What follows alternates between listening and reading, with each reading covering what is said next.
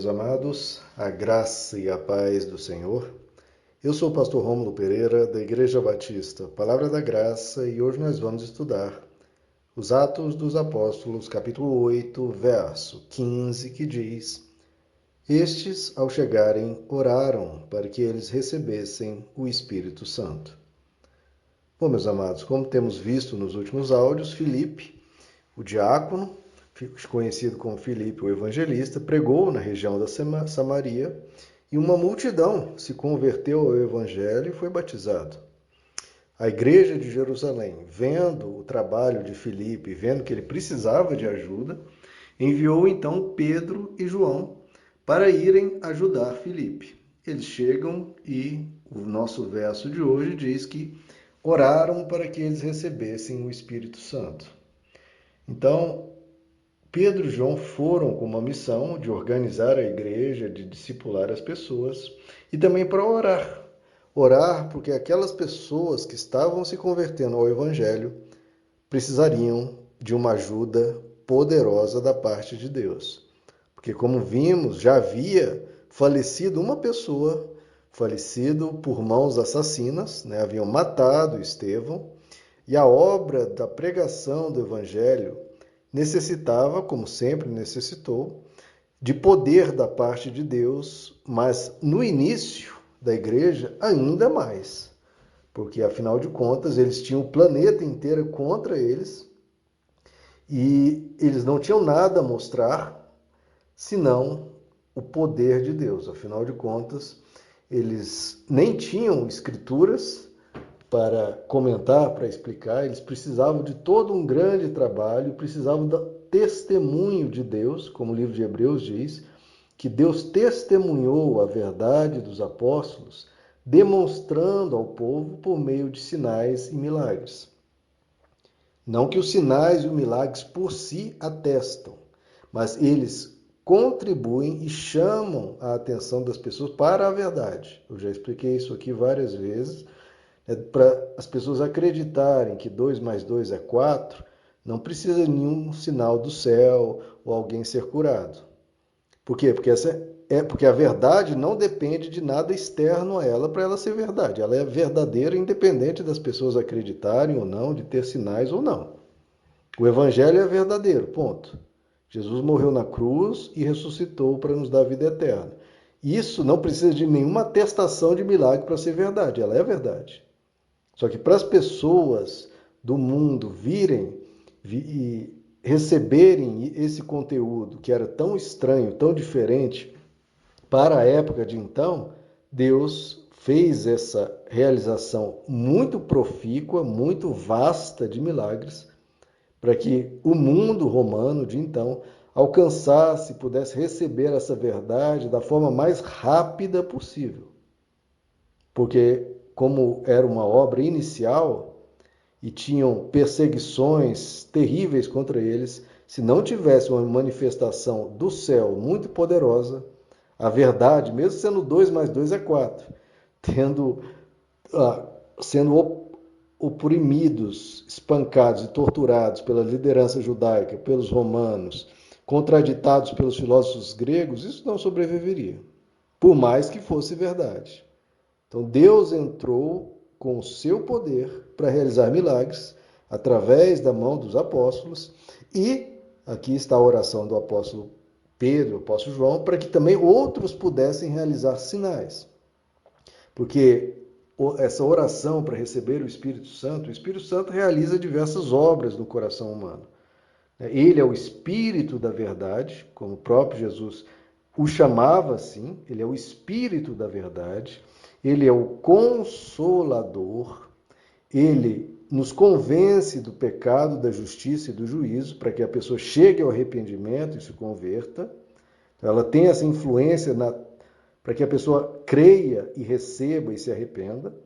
Ele tem um papel fundamental na santificação nossa, ele atua no nosso coração, na nossa mente, para aqueles que querem, ele nos ajuda no processo de santificação. Mas tudo isso que eu falei até agora são processos internos.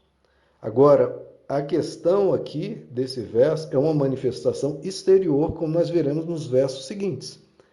Porque essa oração de Pedro e João despertou, né, o interesse, a inveja e a ganância de Simão o mago, que já comentamos aqui, que ele realizava alguns feitiços, tinha alguns, talvez, truques ou poderes sobrenaturais, não temos como avaliar isso, mas ele acabou se convertendo para o Evangelho e ficou interessado nessa oração aqui que estamos lendo nesse verso. Ficou interessado por quê? Porque ele queria, né, a ação do Espírito Santo para converter as pessoas ou para santificar as pessoas? Não, ele era ganancioso, ele almejava dinheiro e poder. Então, provavelmente, o que estava aqui mencionado nesse verso é essa questão de operar milagres, que era a tarefa que ele executava antes, sob o signo do paganismo e com truques, feitiços, enfim. Agora ele viu essa oportunidade, a partir dessa oração e vendo os discípulos realizar milagres, de ele fazer milagres maiores do que eles faziam, agora pelo nome de Jesus. Como veremos, ele vai tentar comprar esse dom. Nós vamos chegar nesse verso. Mas só queria trazer essa ênfase aqui do Evangelho, de que essa manifestação de poder de Deus no início da igreja foi fundamental, porque senão a igreja desapareceria.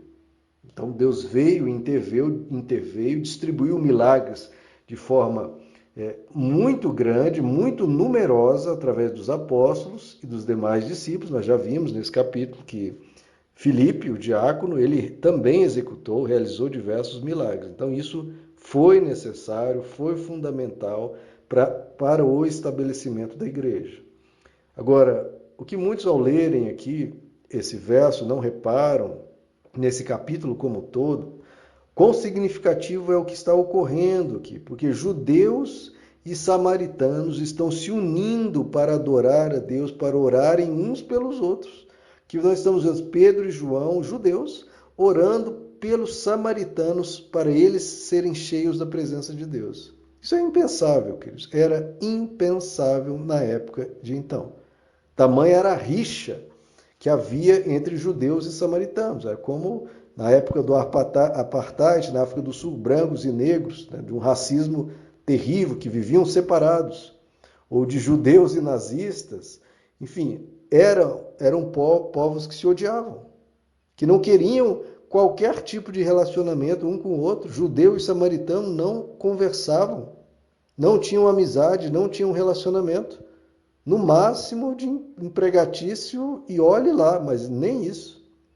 O judeu considerava o samaritano imundo, um herege, um falso judeu, etc.